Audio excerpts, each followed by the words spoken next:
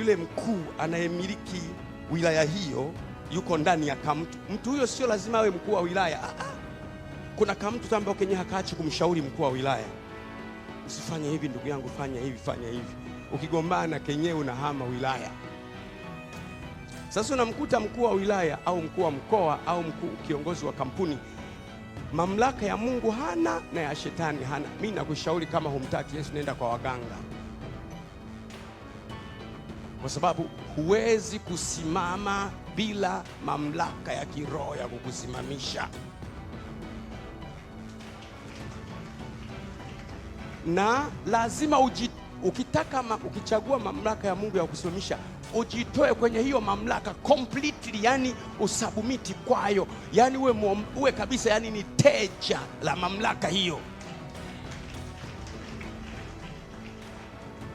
Hivi unajua, nataka nikwambie, siku ya Good Friday, Juma Kuu, kati ya siku ambazo shetani huwa anatoa kafara kwa ajili ya kuimarisha ufalme wake, kwanza ni Good Friday. Good Friday, mwaka mpya, Christmas. Hizo lazima shetani atoe kafara. Mwaka mpya huwa anatoa kafara kwa sababu ya kukabidhi mwaka katika mikono yake. Good Friday huwa anatoa kafara kwa sababu siku ya Good Friday ndio siku peke yake ambayo shetani huwa anakwenda dunia yote kwa siku moja. Yeye mwenyewe kama Lucifer anafika Tanzania, kunakuwa na kikao kabisa cha watu wakuu ambao wao wanajua kabisa, wanakaa na wanaweka kiti wazi hapo, anakuja anakaa pale, hasa wachawi. Siku hiyo huwa ni ya huzuni sana kwa wachawi, mashetani, masatanist na washirikina, kwa sababu shetani akija siku hiyo lazima atoe kafara. Anachagua tu mtu yote, huyu hapa ndio, na hauruhusiwi kutokuhudhuria. Unasambaratishwa hapo hapo, unaliwa hapo hapo live. Ameshaondoka tayari, yuko Kenya. Huwa anazungukia nchi zote za dunia Good Friday, na ndio maana Good Friday lazima mtu maarufu afu. Kila Good Friday ufuatilie, utaona mimi nakupa vitu. Lazima Good Friday, lazima anakuwa ni mtu maarufu, lakini umaarufu wake umetokana na kumtumikia na kina shetani. Angalia, utaona ndio kina Kanumba walikufa. Sitaki kutajia mambo mengi, lakini ndio. Na siku ya mwaka mpya ni kwa sababu shetani anataka aukabidhi mwaka kwenye mikono, yani anatoa kafara kwenye kila nchi. Kwa mfano Tanzania anakuja anatoa kafara ili kusudi mwaka huu unaokuja 2022 mambo ya kishetani yafanikiwe. Kwa hiyo kafara yake ikifanikiwa kutolewa kwenye nchi, tayari prince aliyemweka kwenye mji ule anaendelea kuimarisha mtawala wake. Kifanikiwa kumnyang'anya asitoe kafara yake, unashangaa prince wake anaangukia pua.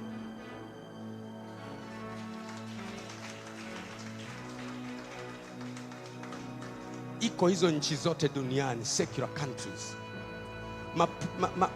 Wafalme wanaweza kuwa hawajui kwamba they are being controlled kwenye ulimwengu wa roho. Mfalme ambaye anaongozwa na prince bila kujua anaweza kunibishia, lakini mfalme ambaye anaongozwa na prince kwa kujua ni mfalme kwenye mambo yake ya giza, amefanikiwa zaidi kwa sababu anamjua anampa nguvu. Ni sawa na mtu anayeongozwa na Roho Mtakatifu bila kujua ni Roho Mtakatifu, hawezi kumpa utukufu. Sasa unatakiwa wewe usimame useme hivi, kama Mungu aishivyo, kwenye siku ya Christmas hakuna kafara itatolewa katika nchi ya Tanzania.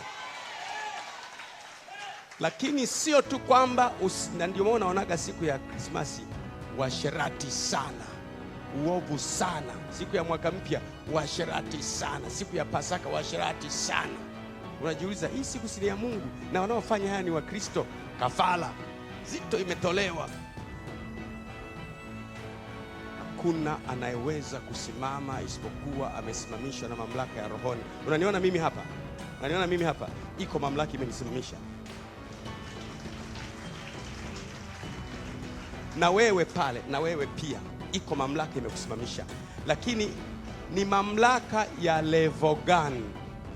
ni mamlaka ya ngazi gani, ndiyo inategemea utapasua maeneo mangapi. There's a serious conflict in the spiritual realm between superpowers of the spiritual realm, that a certain superior power in the spiritual realm wants to repress another spiritual power, superior power in the spiritual realm for the sake of his candidate. Yani mtu anatoa kafara, alafu anakuwa na mzimu mkubwa mzito kwenye ulimwengu wa roho. Mzimu huu na mzimu huu anashindana. Huyu anatoa kafara, huyu anatoa kafara, huyu anatoa kafara, anatoa. Unafika wakati huyo mmoja anashindwa, unashangaa anafukuzwa kwenye kampuni. Watu wanasema tu kwamba katumbuliwa, hajatumbuliwa, kuna kitu kimetokea kwenye ulimwengu wa roho.